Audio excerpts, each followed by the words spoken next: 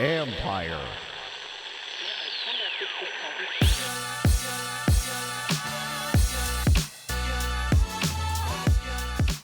Welcome to another episode of College Park. This is Kevin McClinton, and I'm joined by my co-host Darren McClinton. What's going on, D? Man, good to be back. Good to be back. A lot to talk about and a lot coming up. So. Yeah, there is. There's a lot we got going on today that we'll touch on. We're also going to be talking to Anthony Cowan, senior point guard and leader of the ninth-ranked team in the country, University of Maryland Terps. So that'll be fun, and kind of getting some ideas from him about this year's team, and talk to him a little bit about his decision to stay as opposed to going to the NFL, to the NBA. And also some of the players on his team that are starting to step up a little bit this year. So right. I'll be interested to talk to him about that. But right now we got a 20-4 team right now we need to talk about, man. What's your how many wins in a row is that? Was that seven? I think it's seven. Man. And we had talked about the last show.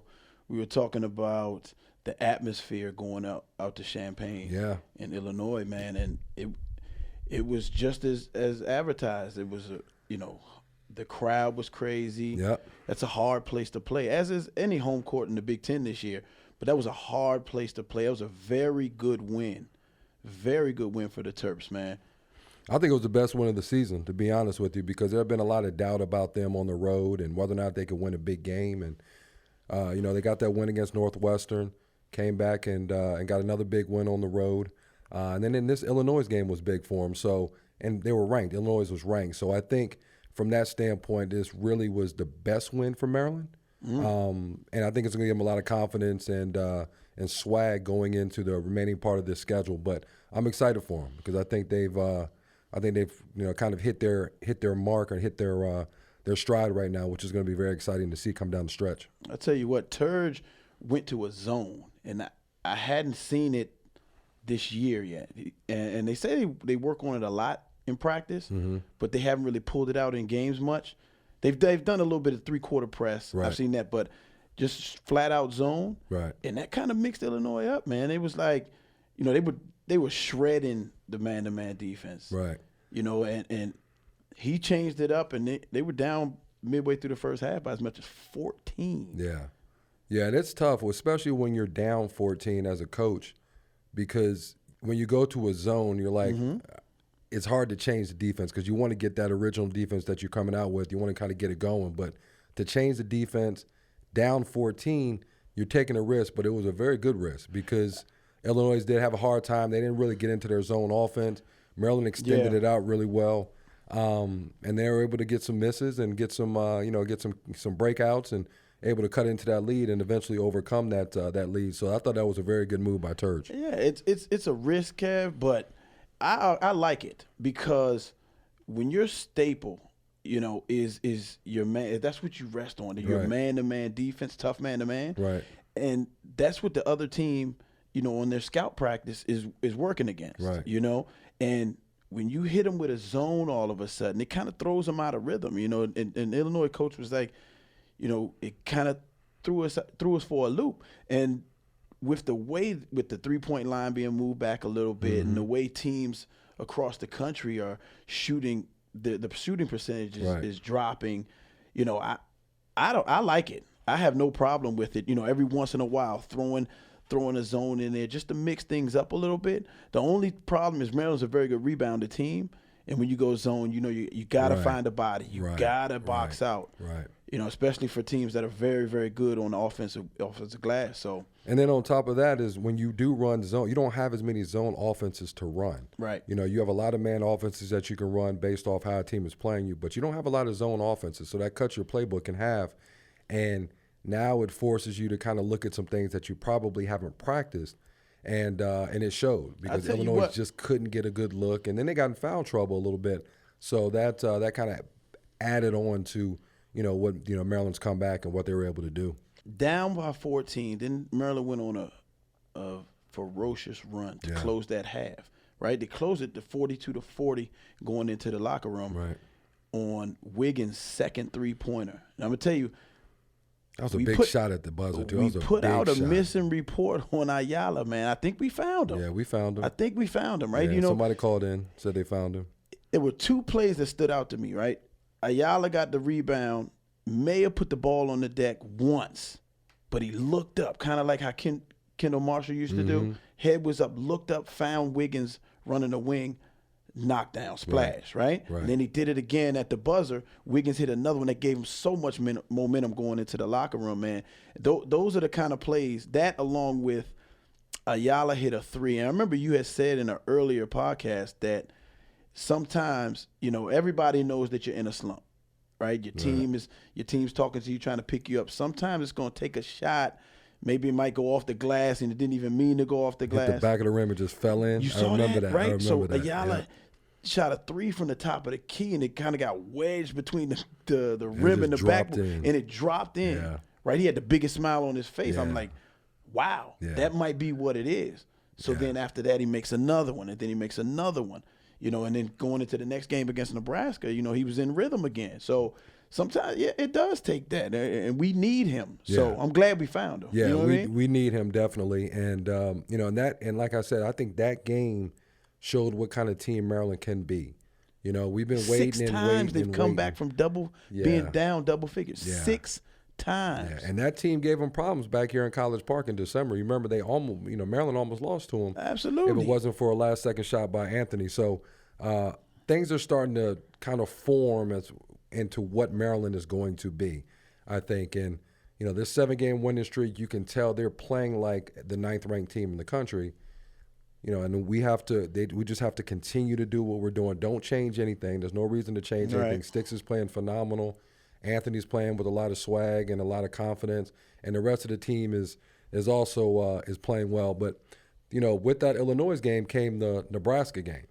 Yeah, and you're following. In Nebraska, a lot of people were talking about it was going to be a trap game because the big one Saturday night against Michigan State. Game. So I was a little concerned about that, and it showed the way Maryland played early. Nebraska kind of just wouldn't go away. And you know what I thought though? I thought it was a trap game for sure. Are they in last place? Yeah, they're in last. They've Northwestern lost 8 in a row, and sandwiched in between two, ranked teams, big time teams that are playing well at the top of the rankings. But I thought that the home court advantage was going to save them. I said, you know what? They get home where they haven't lost. It seems to be the toughest place in the country to play. You can't come into College Park and get a win. You never want to say you walk in and you're already up 15 because of the home court advantage or because the name across your jersey. But I was thinking, it was just going to be overwhelming for Nebraska. They haven't won in a long time. Fred Hoiberg has those guys. They're young. Right. They only have a couple of seniors on that team. That atmosphere might do them in, but man, they came in there ready to play, hoisting up a bunch of threes. They shot 33. Right. Luckily, they weren't going in, but it was 7 for 33 from behind the arc, man. But I'll tell you what Nebraska did a good job of. I mean, they did shoot 33s, but where they were getting Maryland was on backdoor cuts. Absolutely. Because when you extend out, they can shoot, then you're going to extend out there, and then they were just going backdoor, and they were hitting them for a couple backdoor layups, especially in the second half. Wide open layups. Yeah. And so that was, now you're Maryland, you're like, okay, well, they have backdoor cuts that they're using against us, but they also shooting the three very well. So it kind of puts you in a little bit of some indecision about how you want to defend that. Do I go all the way out there, or do I kind of stay in and close out a little bit cautiously? So you don't really know. But Nebraska took, and give them credit. They had nothing to lose, but they have a coach that coached in the NBA, coached at Iowa State for a long time, so he's got experience and he knows how to win. Hoiberg will get that team turned around. Yeah, he will. But I'll tell you what, Turge, he was a little under the weather. And I heard him say after the game that it was his fault. He took a lot of it on his shoulders. He said that he didn't have the guys prepared like he wish he could have. And I heard he missed a day or two in practice because of practice. But I'm gonna tell you this, because man, he was under the weather. I'm not gonna put a lot of stock in that because it's, that's to me that's overrated as far as getting you ready to play, because you're a player. You should be ready to play. You're right. Anytime you're playing against a Big Ten opponent, you should be ready to play. It doesn't matter if it's Michigan State. It doesn't matter if it's Northwestern. It doesn't matter who it is. When you have an opportunity, you got to be ready to play. So I understand what Turge is saying. He's trying to deflect a little bit of that onto him, but it's up to those guys to play, and they know what's at stake. I mean, this is a big year potentially for Maryland, and they need to treat it as such. I mean, they got away with one. They got away escaped. with They one. did. Yeah. We escaped with a win, and it's easy to say that when at the end of the day, that's 7 in a row. Right. You're what are they, 10-3 now?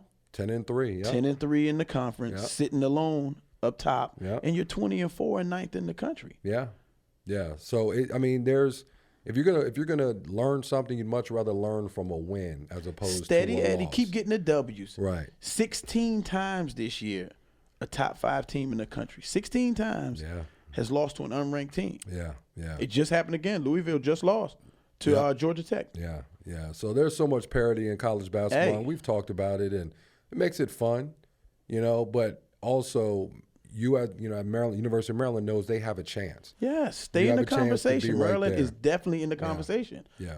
We'll see, because we've got a lot more to talk about with Michigan State coming up, and we've also got a very special guest coming up in the next segment. We have Anthony Cowan, Maryland point guard and leader and captain of that team, and one of the best players right now in the country. So it'll be interesting to talk to him about what he sees with Maryland moving forward. So we'll get to Anthony when we come back. Plays your position. Yeah, he does.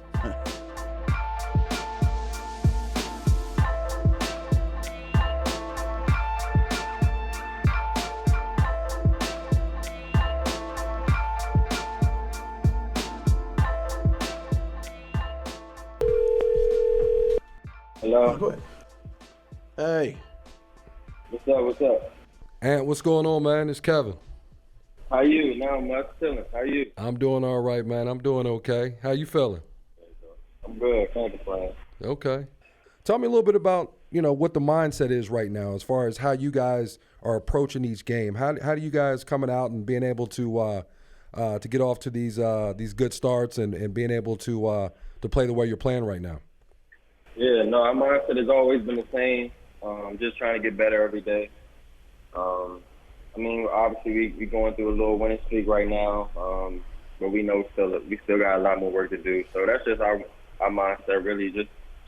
Just keep working and take it day by day, and staying with it.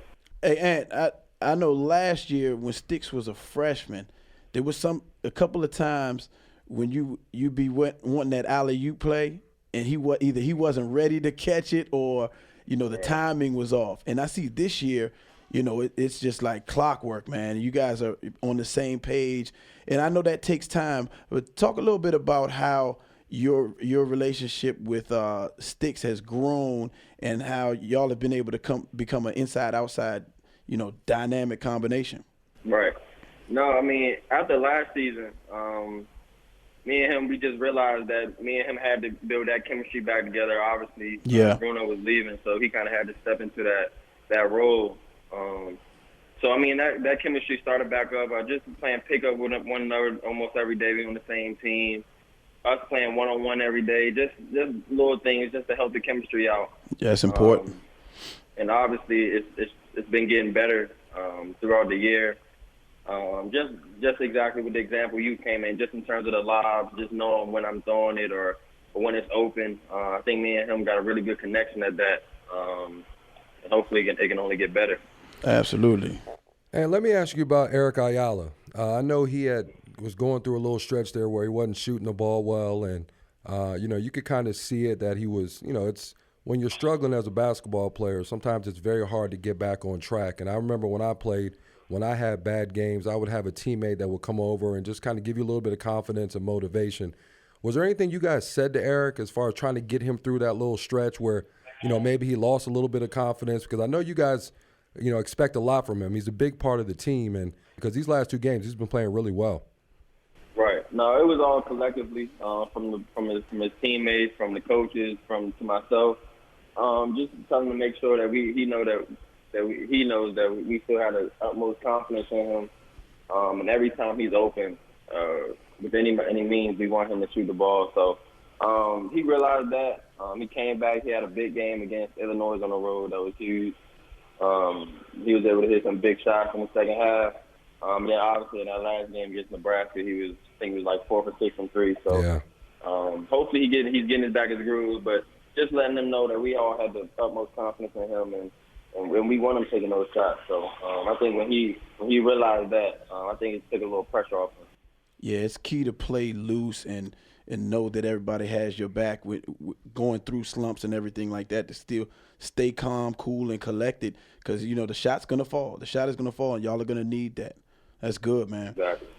Exactly. Tell me about Shoal Marielle. I know he's, he hasn't played much, but, I said earlier today that I thought he was going to be a difference maker for you guys coming down the stretch, because you just don't have many 7'2" guys walking around. And he's a good player. I know he's been struggling with injuries, and you're trying to get him back into shape, but I think he can be a difference maker for you guys. Where do you all see him right now? What kind of impact do you think he can have for you guys coming down the stretch here? Right. Someone that can just help us protect the rim, especially on the defensive end, just take up a lot of space. And then the offensive end, just getting put back, screening. I mean, just the little things. Obviously, we don't need him to come out and try to score 20 a game or anything, but just the way he can protect the rim, defensively, be ready for putbacks, just be that big body in the lane that people see when they drive. I mean, that's going to mess up anybody. You see a 7'3" dude sitting in the paint. So, just different ways. I think everybody's just finding their role now, and I think he's found his, especially on the defensive end.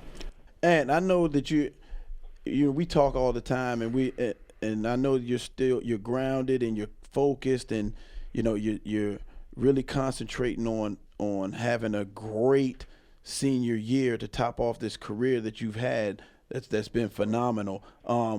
And I want to congratulate you first. You're reaching milestone after milestone, and it seems like every game they're pulling up somebody else that you've passed, the legend on the Maryland's list. And how do you stay focused?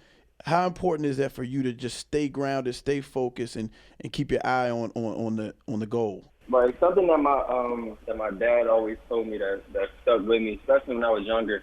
He's always told me that point guards are judged on how much they win, not necessarily how much they score individually or what they do individually. So that always kind of stuck with me. Obviously, coming here, I wanted to be the best I could be. The point guards, and you look at all the great point guards that came here, they won. So that's something that I also want to do.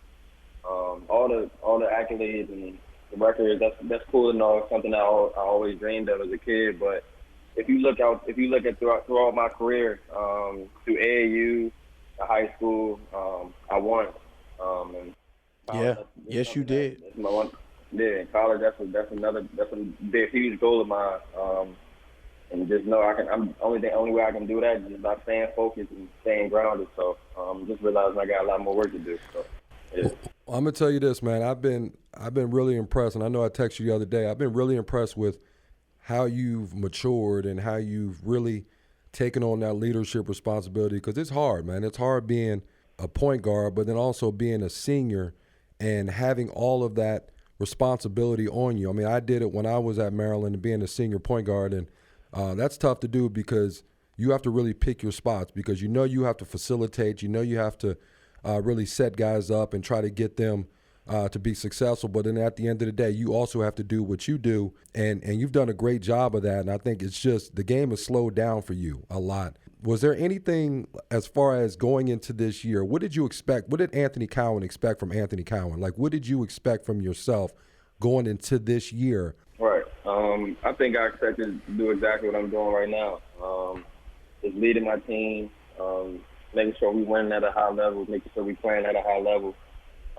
That's exactly what I came in doing. And I think my work in the offseason kind of showed off in terms of just trying to get my body right, in terms of being able to take them bumps and being able to play a little bigger, being able to finish a little better.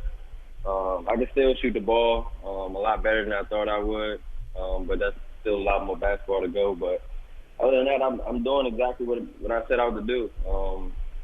Help my team win at a high level, and be that, like you said, just be that leader on the floor. Yeah. That's what I'm doing right now. So I just got, like I keep saying, still a lot more work to do, but I'm doing what I set out to do for right now. Well, you guys got a big one on Saturday. You know, I know the Nebraska game, and a lot of people are saying that was a trap game, and you know, you guys are coming off a big game against Illinois, and you know, you had Nebraska in there, and you know, you can't, you know, anytime you're in conference play, you got to take everybody seriously. And I thought you guys did a good job of figuring it out at the end. But now you got a big one on Saturday, and you know, two of the top point guards, and not in the Big Ten, but in the country, are going to be going head to head. How do you see that matchup, man? I mean, Michigan State's kind of been a thorn in our side for so many years now, and you guys, you know, you guys are there, man. You're ninth in the country, and you got a chance to knock off these Michigan State. And how do you see that game unfolding on Saturday? Yeah, I mean, I wouldn't be a competitor if I didn't say it's us trying to win. I mean, yep. Going in there, we know it's going to be a real hostile environment. I think they just said it as college game day. Yep. So I know they're going to have all the extra answers and stuff up or whatever, but no, we just go in there overly focused. We just came off a really good practice, just getting ready. We just going there ready to compete, ready to play. Yeah, and I know you guys are gonna be prepared, man. You know Cassius knows you, and you know both teams know each other, both coaches know each other. Yeah, it's gonna be a good clash, man. I'm excited to see it. Terp Nation is behind you guys. I know that. Right. No, for sure. No, they definitely have. It's been crazy how the attendance has been our home games, and how the students come back and fill the wall and fill the whole building out. So it's been great support. So we trying to go there Saturday and win one for Terp Nation. So listen, man. I mean, you've done it, man. You've proven to be a really, really good player over the 4 years that you've been at Maryland, man. It's been a pleasure and a joy to watch you play, man. But I know you guys got a lot more work to do, and hopefully we'll be having this conversation right after the NCAA championship game, man, when you guys are champions. So just keep doing what you're doing, man. And, you know, you got everybody behind you, and let's get that game on. Let's get that win on Saturday. Yep, for sure. Yeah, I got you. Appreciate the call in. No problem. No problem at all, man. Appreciate you, Ant. Have a good one. Yeah, that's the best. I'll holler at you, D-Clint. All right.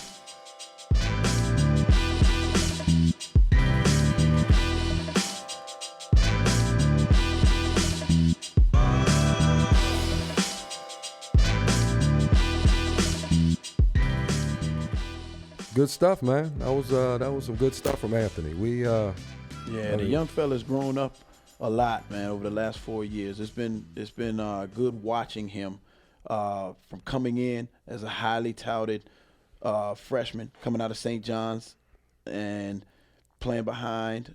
Not playing behind, but he's playing alongside and learning from Melo Trimble. Yeah. You know, it gave him a good break into college, big time college basketball. And to see him mature from year to year.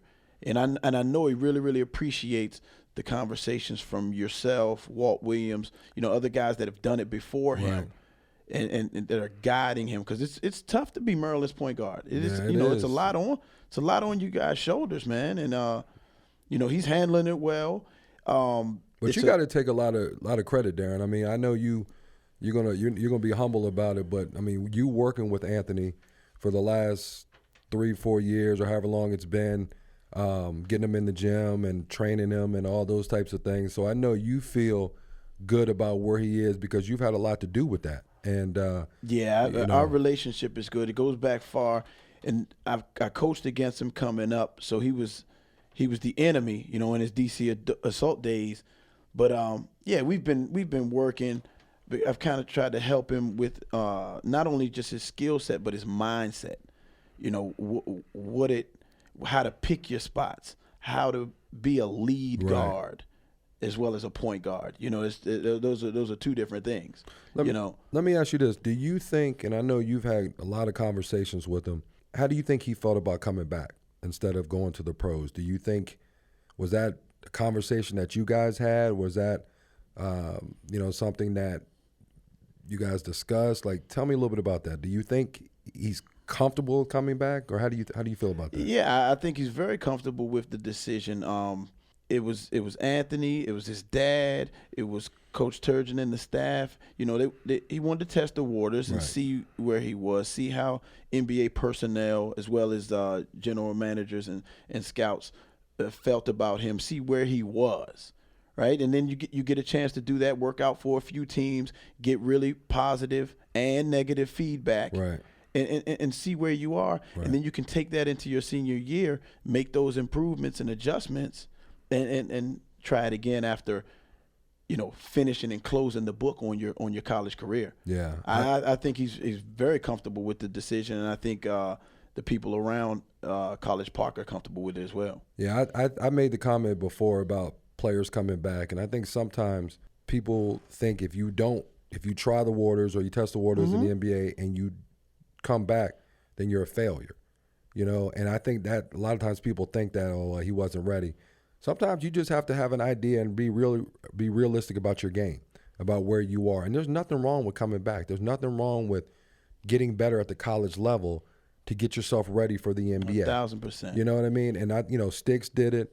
And there's a lot of good players that made that decision to come back, and they're reaping the benefits of it. So I think that was a great decision Anthony made. I think it was one that needed to be made, and he's one of the best players in the country. And let's be real about it. Kev, and, that's a great point. And just think, these are the most fun years of your life. Yeah. You're playing Big Ten basketball, high level, at the highest level. Absolutely. At this stage, and you're the starting point guard. Why not continue to write your story? Absolutely. Why not? Right. You can't get these years back. And like we said when in the interview, he's passing milestone after milestone after milestone. A lot of people. He passed me a couple of weeks ago in the assist list. So a lot of people don't get to do this if they don't stay all 4 years. Right. These are things that he'll have little trophies and plaques and things like that he can put up in his basement one day of accomplishments that you get when you stay all 4. Yeah. You get when you come back. You go see what it is, and you come back, and then you finish your story. I like it. I think a decision that you really have to think about is, if you want to be an NBA player, do you want to be there for a long period of time, or you just want to be there for the immediate time? So what I mean by that is, going back to college, playing, getting better, you might have a longer career, as opposed to going out when people say, "Oh man, you need to come out. You ready, man? Don't go back to school. Come out there, let's get your money," or whatever. And then you go into the NBA. You might not be ready. You might be ready, but you might not have much of an impact as you would if you had stayed in the microwave or the oven, as we say, man. It's way more important for a guard, especially a point guard, especially a smaller guard. Right. You know what I mean? Bigs, they can take the time to wait for them to develop. Right. Because you can't teach size. Right. But the game is so guard oriented now on the professional level. Absolutely. If you don't have all the boxes checked, Right. You can find a hard time when you get up there in them 3 letters. So Absolutely.